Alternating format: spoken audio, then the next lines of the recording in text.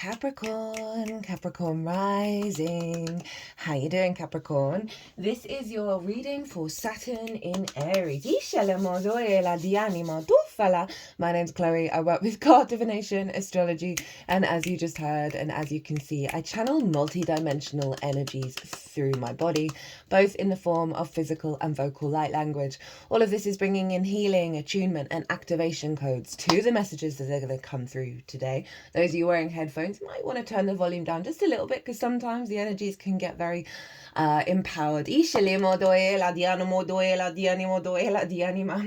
this reading is only taking us up to the 12th or 13th of July when Saturn will retrograde. So we're just seeing what Saturn's up to in its first ingress in the sign of Aries, which happened on the 24th or 25th of May, depending on what part of the planet you are hailing from. It was last weekend. Yesterday,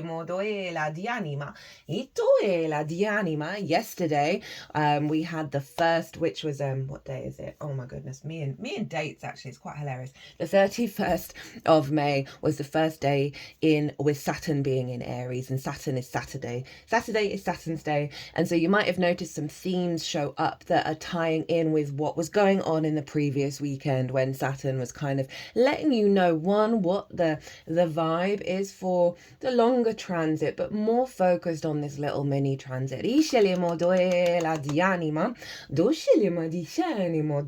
I read for the rising signs. So for those of you who do not have Capricorn in the first house, look to the house it does fall in your natal chart. Look to the themes of that house, and you want to apply those themes along with all the other meaning you've got going on in the sign of Capricorn to the messages that come through. It will be as if that Capricorn energy, wherever it falls in your natal chart, has now energetically moved to the first house. So the astrology for the rising sign will always still link in. You've just got to add on your own natal chart Capricorn meaning on top of it. For example, I have Capricorn in the 6th house and I have Neptune there. So I'd apply all of that meaning to what wants to come through in this reading. As always, take what resonates, leave what doesn't. Now, before I begin on your reading, there is a collective reading on this little mini transit. That was the first reading that went out in this transit series, and that's where I've broken down Saturn, Aries, the combination of the two, really got into the weeds of the exact moment that Saturn moved into the sign of Aries, because that chart for that exact moment forms the energetic blueprint for the, as I said, taking us up until the 12th or 13th of July, when it will then go retrograde, and then that chart will influence the retrograde series. So we really got into the details of how all the celestial bodies were talking to each other at that exact moment that form that blueprint, that form that harmonic, that energy field that's integrating into our energy body and manifesting in the 3D. Pull collective tarot cards, channeled messages, all of that good stuff. So if you want a deeper understanding of what's going on, pause this video, go watch the collective, and then come back to see how that then plays with the Capricorn energy. So we are going to get one card from this deck. This is the deck that I predominantly use with Pisces. It's got very beautiful imagery on it, and I really lean into that imagery before working with the sort of traditional interpretations of the tarot. And the reason why I'm bringing this in is because Saturn is going to retrograde back into Pisces. It's not finished its whole agenda there, but this card is what Saturn's bringing from Pisces into the Aries cycle, that is facilitating the chunks that Saturn being in Aries, because Saturn is in shadow and has been for a while, and shadow means when it goes direct over the degrees, it's going to go back over again. So we're in that retrograde cycle already, so this is a clue to help us understand what's come from Pisces that is facilitating the Aries energy in this particular cycle. And then we are going to get two cards from this deck. The first one is going to be, what's the activation code? What's the most integrated and expansive intention that Saturn is doing in the sign of Aries up until the 12th or 13th of July when it then goes retrograde.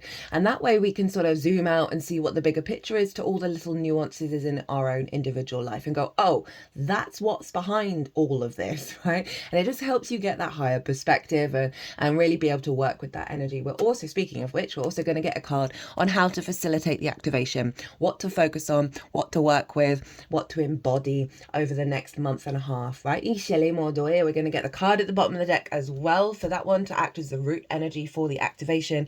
And we're working with 3 oracle decks in this transit, which we'll get after the tarot comes out. So my loves, my lovely Capricorn risings, where is this happening for you? Well, it's a fellow cardinal sign, and Aries squares your Capricorn energy, and it's over in your 4th house of roots and foundations, ancestors, both blood and soul lineage, parental figures, the roof over your head, and the things that you do in private. Now this is, ooh, that screen fell down.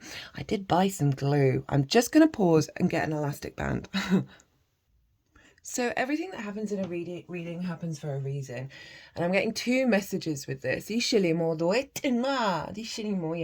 One, something that, so my phone screen has been falling on and off for months now, that there's something that you're aware that needed to be fixed that hasn't been fixed, right? And haven't got round to it, whether that's an energetic thing or a literal thing, that is, you're going to, Saturn is going to help you fix that, right? There's a shift that's happened where you're now stepping into a level of capability of now fixing whatever that is, whatever you're resonating with, as well as, you know, the whole back of the phone fell off, right? So there's something around a release and a new vision coming in, a new, that something has fallen away, fallen down in order for something else to come through it. And if we think about the 4th house, which is your home, it's your foundations, both literal foundations as well as figurative ones, like the root system in which your tree can grow, your tree of life. There's a level of maturity that's coming in to your home space, right? Saturn can represent restrictions and limitations and all of that stuff, but it really is trying to get us to be mature wherever it's going, to understand cause and effect, right? To walk our talk, to be integral, to commit to things, commit to this existence, and to be able to walk the path with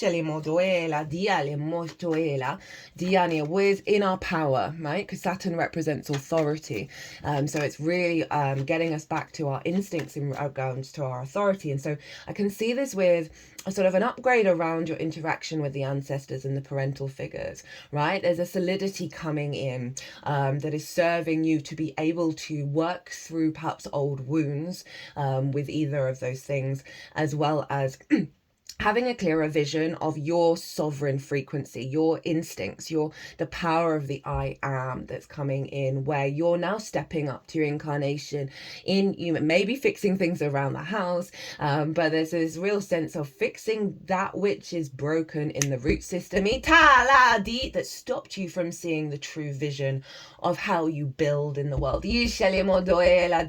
from those foundations. So that 4th house energy, there is just a level of authority and maturity coming into your home space, into how you feel safe and secure. A real commitment to the home and what that, you know, both internally and externally. It may be an elevation of your awareness of the wounds you may have faced, right? There's a lot of trauma in the 4th. Because of the ancestors and the parental figures, where you're kind of getting over it, you understand the cause and effect of it, and you're able to move on. Saturn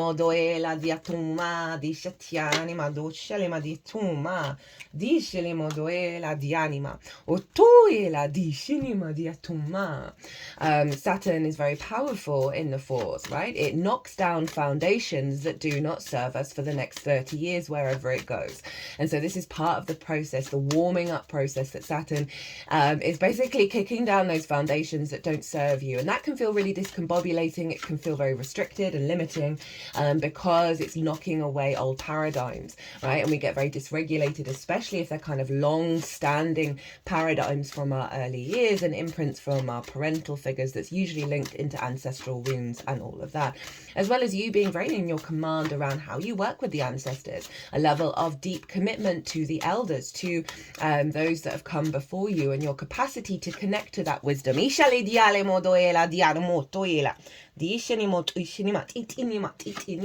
Now, what I really like about this transit is Saturn moved into Aries and was closely conjunct, not exactly, with both Neptune and the asteroid Ceres. Now, in a nutshell, Neptune is activating a higher level of our instincts to divine love. Ceres represents the natural inclination for things to grow, produce fruit, and therefore have a harvest. Very nurturing, very loving energy, very sort of maternal energy Ceres is. But it is that sense of abundant nature of our instincts that are aligned with divine love, and our strength and our capacity to build with that and honor the old cycles as we are releasing into new ones. Because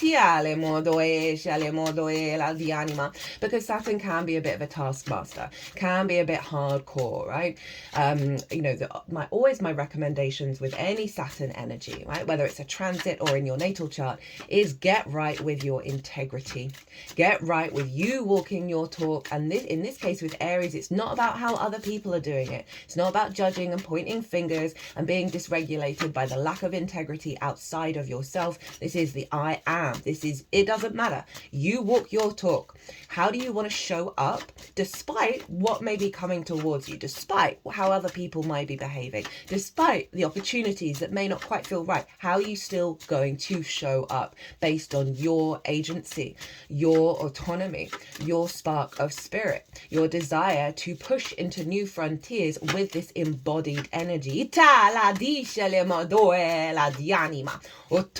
I've done a little mini transit for Neptune in Aries.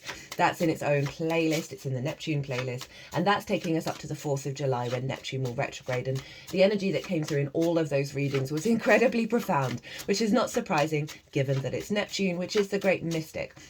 So you're really getting in alignment with universal love, divine love in the home space. And that's going to help heal a lot of wounds around lack of freedom, lack of autonomy, lack of agency, the Aries energy, especially around conflict. The main message that came through in the Neptune transit was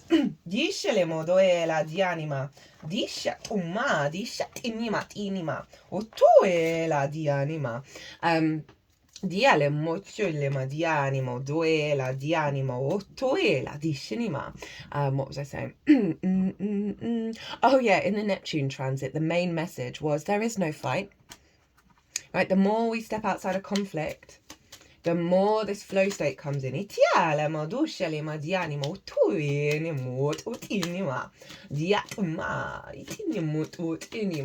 what else was going on at the time? Well, we want to look to where Mars is, because Mars Mars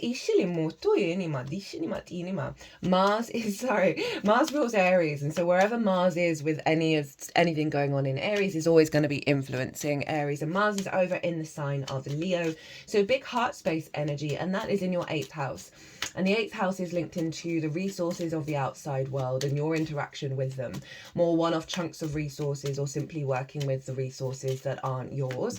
This is also about relationship dynamics, right? The give and take of it all. We can have scarcity complexes, codependency, hyper greed, hyper independence. And this is very appropriate with the 4th house energy of learning love languages from our parental figures, right? So Mars is really helping shift our motivation and drive in alignment with the self via the heart, right? And with this combination with all the stuff going on in Aries, this is bringing in an alignment that is true to you and not what you've picked up on along the way that isn't really meant for you. Right? Healthier relationship dynamics. We can have scarcity complexes that come from the parental figures as well in terms of resources. And this feels like some deep healing around all of that, because Mars happens to be trine Venus and Chiron. Now they're going to come into exact conjunction today. I had hoped to get enough work done in order to do I might do it tomorrow actually, a very quick little mini transit for that Venus Chiron conjunction, because that has been so loud for everybody, of wounds around the feminine, finding wisdom through that. And it's an alignment and trining Mars, and so also still in Aries, and so influencing what's going on with Saturn as well, around relationship dynamics and love, and really doing some deep healing around that, and where our motivation pulls us. Now that doesn't just have to be romantic, it's all kind of relationships and all kinds of love languages.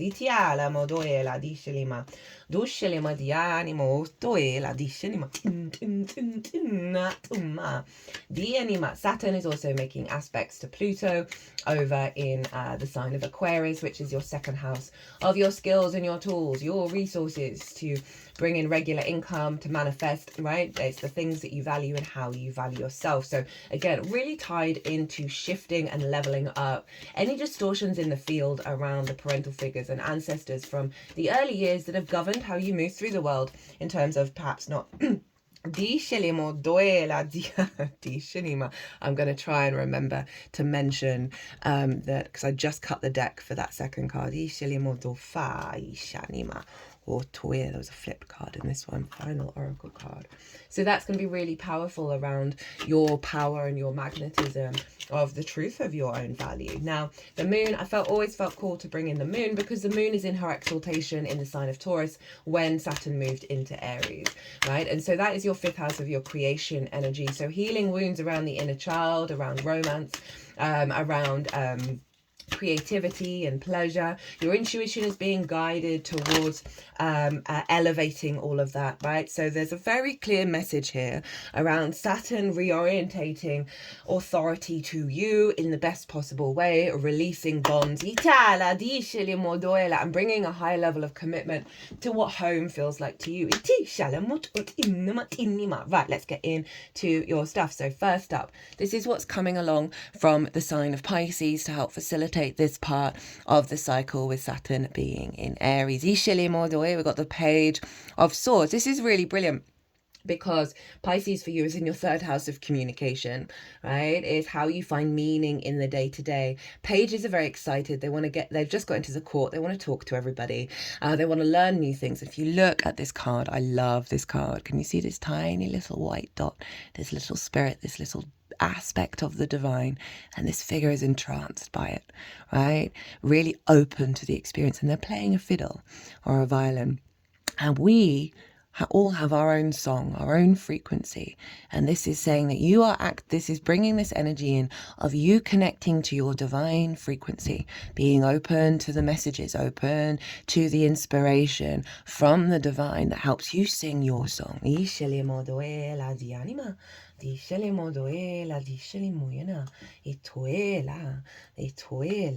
So that is just so beautifully tied in with everything that we've just been talking about, that Piscean energy, which is very much about the synchronicities of connecting to the divine, but we've got it with an air sign. So air signs in your chart are your building signs, right? 2nd, 6th and 10th, right? How you build and manifest the path, right? And so there's a real sense of your capacity to build your path from your unique frequency that's interlinked with the divine, and being really open to the downloads, the synchronicities that are coming your way, and feeling the alignment with your deep frequency that's beyond the conditioning, and really being open to this new journey.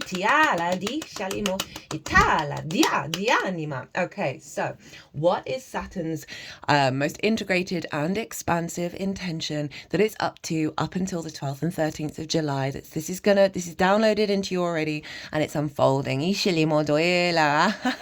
Oh, hello Aquarius. We've got the King of Swords. So we've got the Page of Swords and now the King of Swords.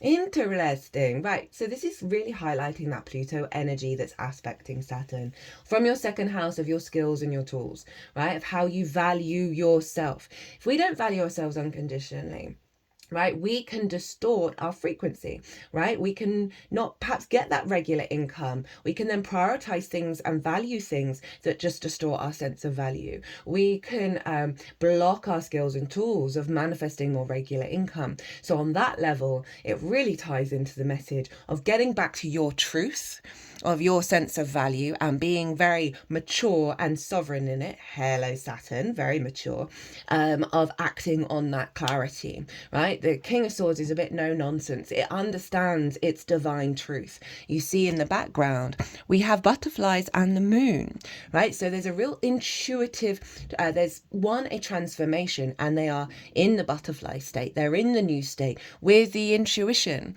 with the psychic energy that helps have clarity of mind and be able to act on that from a divine frequency. So really beautiful, again, tying in with the distortions we may have picked up from the ancestors, the parental figures, around our sense of value, around resources, and that ties in with the Mars energy over in the 8th house of having perhaps scarcity complexes. Initially, and this also ties in with Ceres and Neptune and Saturn combined, the activation of our understanding in our instincts of abundance, the abundant nature of divine love in the universe. That is giving you the clarity of, oh no, I value myself. Oh, I know the truth of myself and how I want to embody it, how I want to embody that integrity and walk my talk.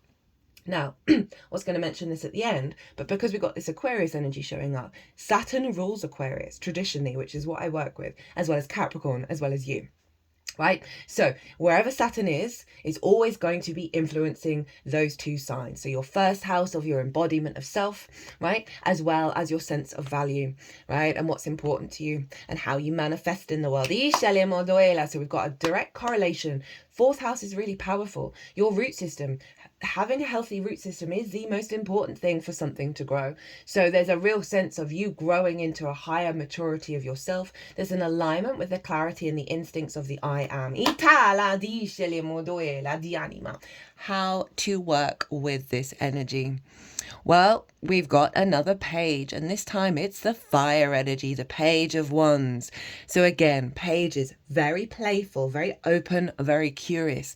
As I said, with the Page of Swords, they've just got into the court. They're not jaded. They want to learn new things, right? So this is about you exploring a new form of communication based on this frequency, right? So there's a real sense of openness to new ways of understanding your environment, right? To new ways of engaging with your environment, being curious of this new frequency that's come in that may feel a little bit alien, right? Our timelines have shifted, right? But it takes a little time to integrate and realize you're playing with new frequencies, new energies, and letting go. They're really focusing on let go of the old paradigms, the old patterns, right? And be open to new experiences that are going on with the themes of the 4th, right? This also may be referencing perhaps gazing, candle gazing, flame gazing, and seeing what messages come through from that, or whatever play on fire or inspiration that is coming to you right now.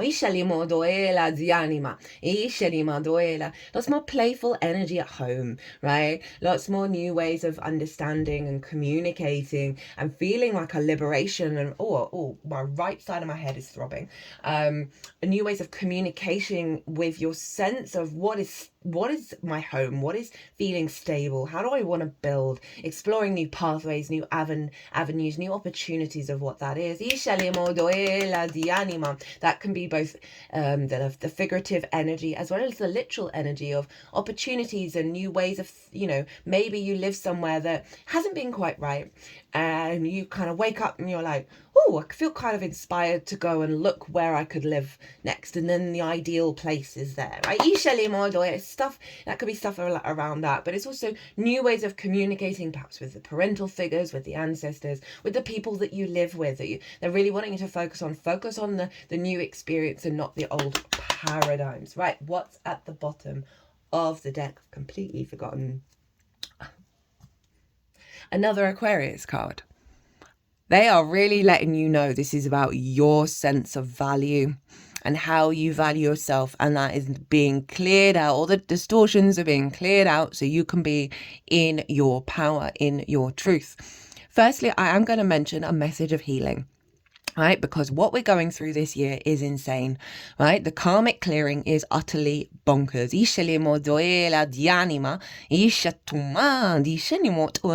We're in a year 9, a completion year, a year of the wood snake. We're shedding our skin. The astrology of next year, wild, as well as the astrology of this year, also wild, but this is the setup for next year, because next year Saturn and Neptune will enter Aries and conjunct each other exactly at the 0 point degree of of Aries on the world axis, right? This hasn't happened in 12,000 years. So wild stuff.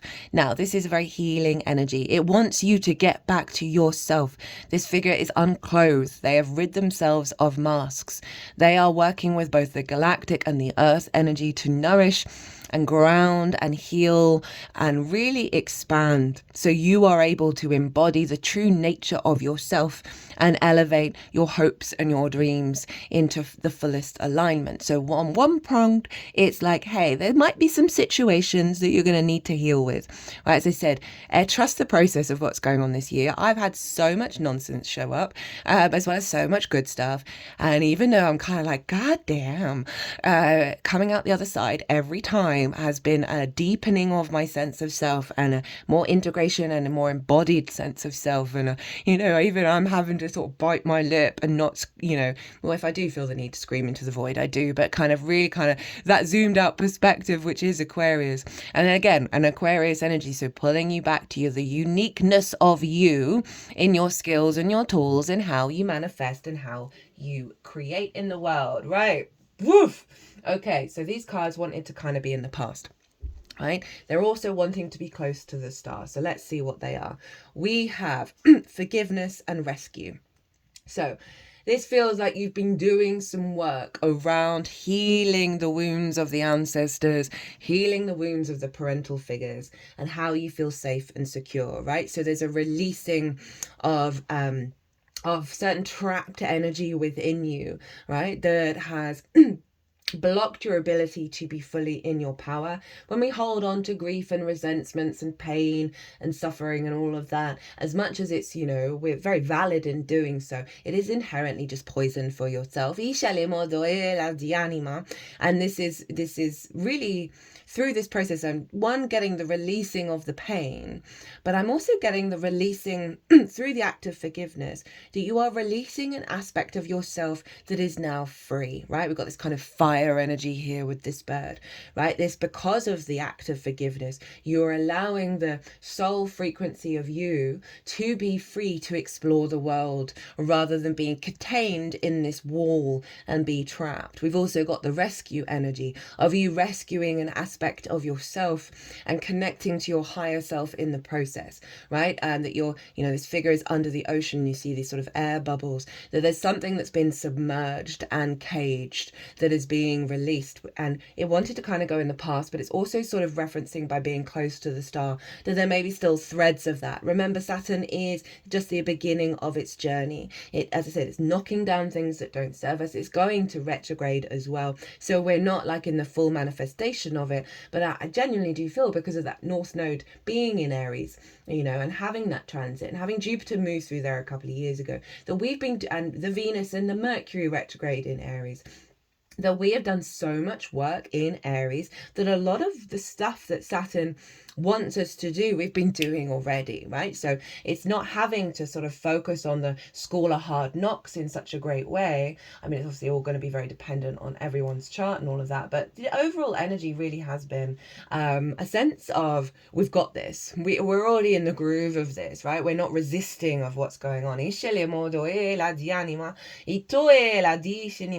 wanting to pick up this one. So this is when I split the deck, and this is the card that I got. You can't make it up. Saturn, light of the teacher, the world, the right action, discipline, structure, commitment, obstacles, restrictions, rules, delay, karma, life lessons, tangible rewards. Let's see what this lovely little book has to say about it. You're putting in the diligent work needed for your dreams to come true. Very appropriate with the star, which is about hopes and dreams. And in modern astrology, they associate Aquarius with the 11th house, which is about hopes and dreams, which you've got showing up here. It's not usually my vibe, but I'm bringing it in anyway. Your hard work and patience will be highly rewarded.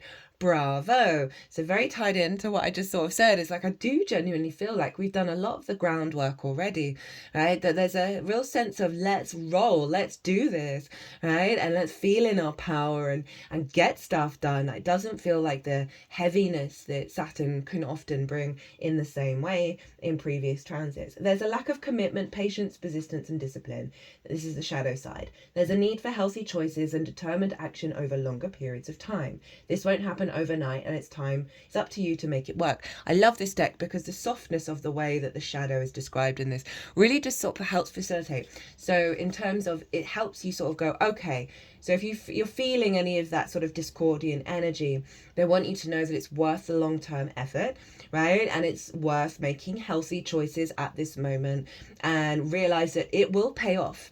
Right, and don't worry about that, right? We're a very impatient species. And so it's just helping us go, no, trust that the work that we do this year is worth it for this lifetime and many lifetimes to come. I just asked and they said the hero's journey dream oracle card. I like this card. Dianima. So this is from the Hero's Dream Oracle. All the decks in the description box, by the way. I bought this a little while back for all this Aries energy, because Aries is the hero's journey, right? Us going out into the world, experiencing life for ourselves. Be reborn daily. Let go of the past and breathe in your new incarnation. Do I need to read from this book? This seems like really on the money. Dawn and resurrection are synonymous. The reappearance of the light is the same as the survival of the soul. Soil, interesting, because the roots are in the soil. This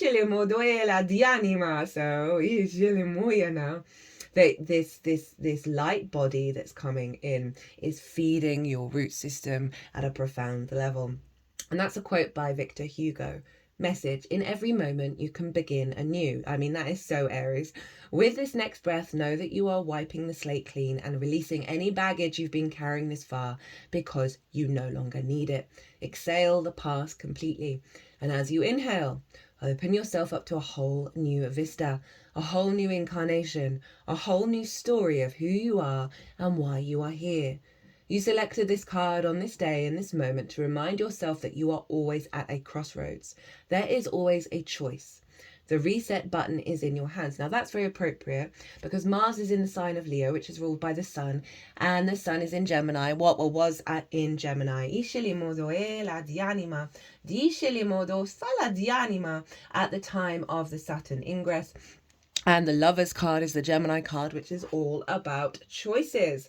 The reset button is in your hand. What new story would you like to tell? Who would you like to be today? What if the entire world is conspiring for your greatest good? What might happen if you choose to see everything as a blessing? Dream symbol, birth or rebirth. A dream of birth is about coming into a whole new incarnation in which you may be unrecognizable to yourself. I think I brought that up as we shift timelines. It's taken us a little while to catch up with this new reality and who we are in that new reality. The birth process is symbolic of the chaos and pain that can be incredibly blissful and joyous if approached with consciousness. Allow for the contractions, the pushing and pulling, and the messiness of this transition between who you used to be and the improved self you are expanding into. Be extra gentle, soak in a bath of unconditional love. Breathe deeply, and obviously got all that air energy, and air is very much linked into breath work, and allow yourself time to move slowly as you take baby steps towards discovering yourself and your new life anew.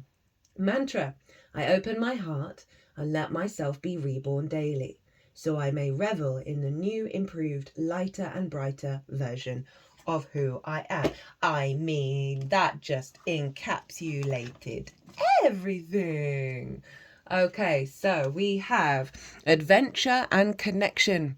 You are embarking on a new adventure that is about the embodiment of your connection with your multidimensional self, right? They're going into a door. That could be like a lovely new home, a new space that you are going into that is all about the deep connection to your soul's path and this incarnation and your new self.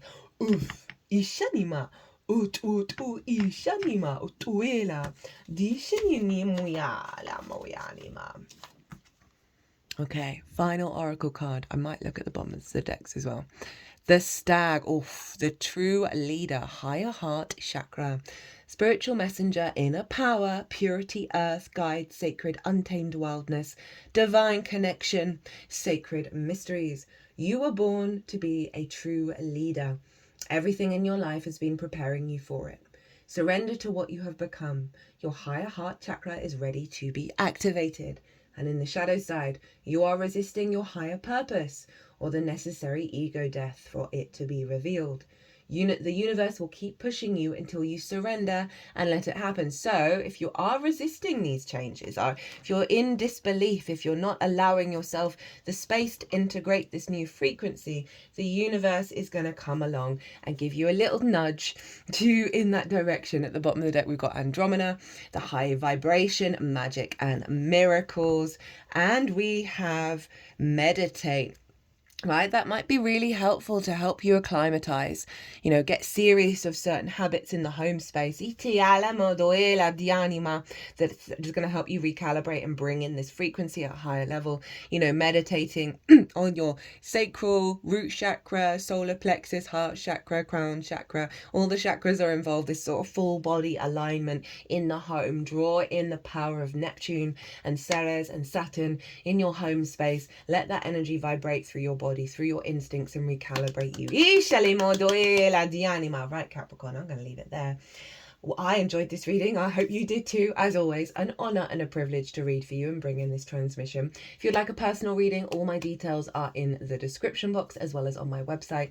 But other than that, Capricorn, be good to yourselves, be good to those around you, safe travels, and be well until we meet again.